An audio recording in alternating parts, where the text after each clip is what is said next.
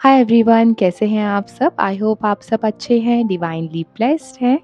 दोस्त who are new to my channel, hello everyone, I am Geetu Negi Saransh Gupta and I am a flight attendant. आज के इस vlog में मैं आपसे अपनी पूरी कैबिन क्रू की जर्नी जो है वो शेयर करने वाली हूँ कि कैसे मैंने 10,000 की नौकरी से स्टार्ट किया था अपना करियर और कैसे मैं कैबिन क्रू बनी। तो जो भी इंटरेस्टेड है, जो भी कैबिन क्रू बनना चाहते हैं, वो मेरे इस व्लॉग को एंड तक ज़रूर देखें। एंड हाँ, जिसके पेरेंट्स भी मना कर रहे हैं ना कि कैबिन क्रू नहीं बनना है, ये उनके लिए भी है, ठीक है? तो अपने पेरेंट्स को ये ज़रूर दिखाना, बिकॉज़ कोई भी प्रोफेशन गलत नहीं होता। ये सब आपके ऊपर डिपेंड करता है कि आप उस प्रोफेशन में रह के कैसे रहते हैं। अगर आपको बिगड़ना है तो आप बिगड़ोगे, अगर आपको सही उसमें जाना है तो आप सही ही रहोगे हमेशा। इट डज़न्ट मैटर कि आप कौन से प्रोफेशन में हो। And guys, please ignore this.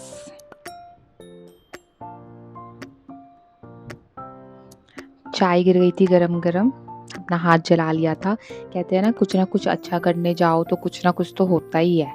तो ये वही हुआ है। Let's get started. तो हाई स्कूल की बात ना सबको पता होता है कि किसको क्या बनना है। किसी को डॉक्टर बनना है, किसी को इंजीनियर बनना है, किस फील्ड में जाना है। बट मेरे केस में ऐसा नहीं था। मेरे फादर चाहते थे कि मैं गवर्नमेंट टीचर बनूं, तो उनके कहने पे मैंने डिप्लोमा इन एजुकेशन का कोर्स किया। बिकॉज़ उनके अकॉर्डिंग ये था कि ये एक सिक्योर जॉब है और अर्निंग भी अच्छी है। तो उनके कहने पे मैंने ये वाला टीचिंग का कोर्स कर लिया था और साथ-साथ मैं होम ट्यूशन्स भी देने लग गई थी। फिर उसके बाद धीरे-धीरे ना, हाँ, वी गॉट टू नो कि जो गवर्नमेंट टीचर के लिए होता है, गवर्नमेंट टीचर के लिए अगर आप किसी स्कूल में अप्लाई करना चाहते हो, पढ़ाना चाहते हो, तो उसके लिए आपको सीटेट और डीएसएसबी के 2 एग्ज़ाम होते हैं। ये दोनों के दोनों क्लियर करना होता है। उसके बाद ही आप किसी स्कूल में as a government teacher apply कर सकते हो।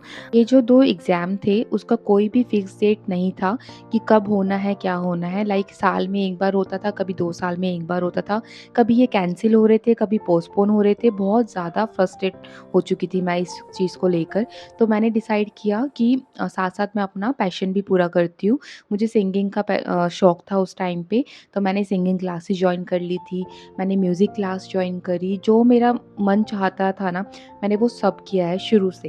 लाइक अभी भी जो मैं चाहती हूँ ना, मैं हमेशा ट्राई ज़रूर करती हूँ। बिकॉज़ आई बिलीव कि मैं एक एज में आके ना, चाहे मैं 40 की हो जाऊँ, चाहे मैं 50 की हो जाऊँ, उस एज में जाके ना मुझे ये नहीं बोलना, पीछे मुड़ के ये नहीं देखना कि काश गीतू यार एक बार ट्राई कर लेती।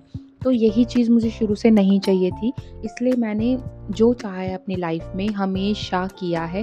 चाहे एक बार ट्राई ज़रूर किया है, पर ज़रूर किया है। साथ-साथ मैंने ट्रैवल एंड टूरिज़्म का कोर्स भी किया था। उसके ही थ्रू मुझे एक जॉब मिली थी गुरुग्राम में, जो मेरी फर्स्ट जॉब थी, जिसकी जो सैलरी थी वो थी 10,000 रुपीज़ और सब कुछ डिडक्ट होकर मुझे जो मेरे अकाउंट में आता था वो सिर्फ 9,000 रुपीज़ अराउंड ही आता था, दैट्स इट।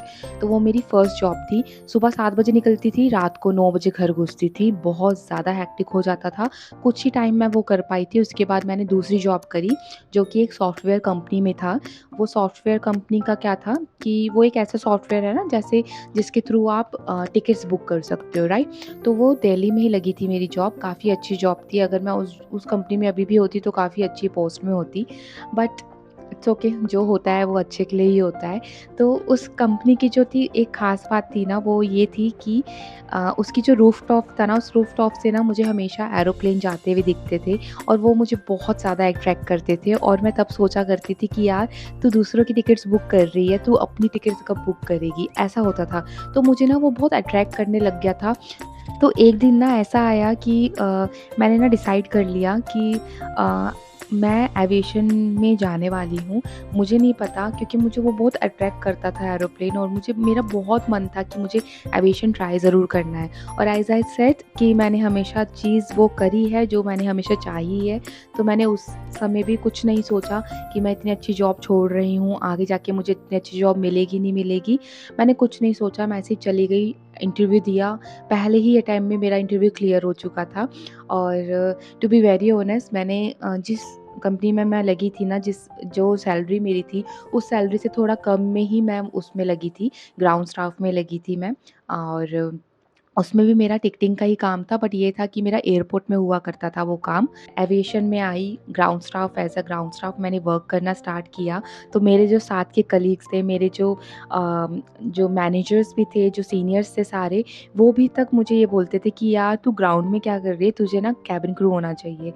ओह और वो ऐसा चीज़ था कि मैंने कभी सोचा नहीं था, मैंने कभी, लिटरली बता रही हूँ, मैंने कभी नहीं सोचा था। हाँ, जब मेरा ग्राउंड स्टाफ की ट्रेनिंग हुई थी, तो मैंने एक ग्रुप देखा था, इंडिगो केबिन क्रू का ग्रुप था वो, और मैंने वो देखा था, और उनको देख के ना मेरे मन में पता नहीं ऐसा आया था कि काश मैं भी ऐसे जा पाती फ़्लाइट में, मैं भी केबिन क्रू होती। तो वो आप मैनिफेस्टेशन बोल लो, मैंने उस समय मन में बोला था काश करके, और वो जो मैनिफेस्टेशन था ना वो मेरा पूरा हुआ, सीरियसली पूरा हुआ था। जितने भी मेरे सीनियर्स थे वो मुझे बोला करते थे कि Geetu you should try for cabin crew.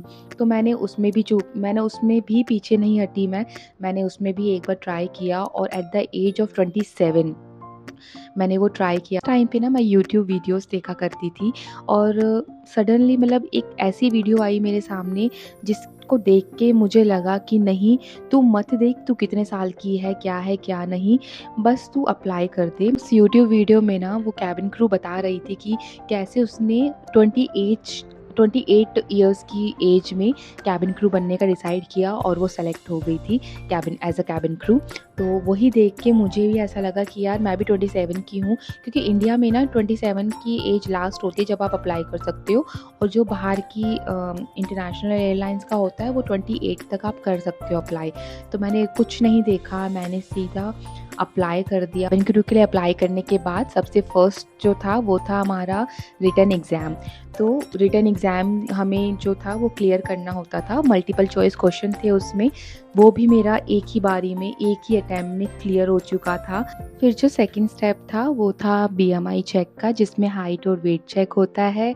उसके बाद 101 होता है आपका इंटरव्यू, जिसमें आपके 5 या 6 हमारे जो थे वो मैनेजर लेवल के सारे बैठे हुए थे, और सामने आप होते हो, वो आपसे क्वेश्चंस पूछते हैं। तो एक-एक करके ये सारे स्टेप्स मैंने क्लियर करे, और मैंने वो कर दिखाया जो मैं करना चाहती थी। हाँ, ये बिल्कुल भी ईज़ी नहीं था मेरे लिए, क्योंकि पेरेंट्स को भी मनाना था। पेरेंट्स के अकॉर्डिंग ये प्रोफ़ेशन अच्छा नहीं था। उनको मैंने मनाया, उनसे मैंने सिर्फ़ सिंपल सा ये चीज़ समझाई थी कि अगर मैं टीचर बन जाऊँ, अगर मैं जिस कंपनी में जॉब करती हूँ उस कंपनी में रहूँ, अगर मुझे बिगड़ना है ना, तो मैं कहीं पर भी रह के बिगड़ सकती हूँ। ये मेरे ऊपर डिपेंड करता है कि मुझे सही रास्ता चूज़ करना है या गलत रास्ता चूज़ करना है। उस टाइम पे भी मैं 27 की थी, तो इतना तो मैच्योर हो ही जाता है कि क्या सही है आपके लिए, क्या गलत है, वो आपको पता ही होता है। तो मैंने सिर्फ़ इतना ही बोला था और उनको मना लिया था। बस इतना है कि अगर आप ज़िद कर रहे हो ना, तो किसी ऐसी चीज़ के लिए ज़िद करो जिससे आपके जो लव्ड वन्स हैं आपके वो हर्ट ना हों। तो अच्छी चीज़ के लिए ज़िद करो, अच्छी बात है। मैंने भी ज़िद करी थी, बहुत अच्छा हुआ है। और कभी भी अपने मन में रिग्रेट मत रखना, और कभी भी काश वर्ड मत लाना। जो करना चाहते हो कर लेना बस। अगर वीडियो अच्छी लगी हो तो लाइक कर दीजिएगा, और सब्सक्राइब करना मत भूलिएगा। Thank you, bye bye.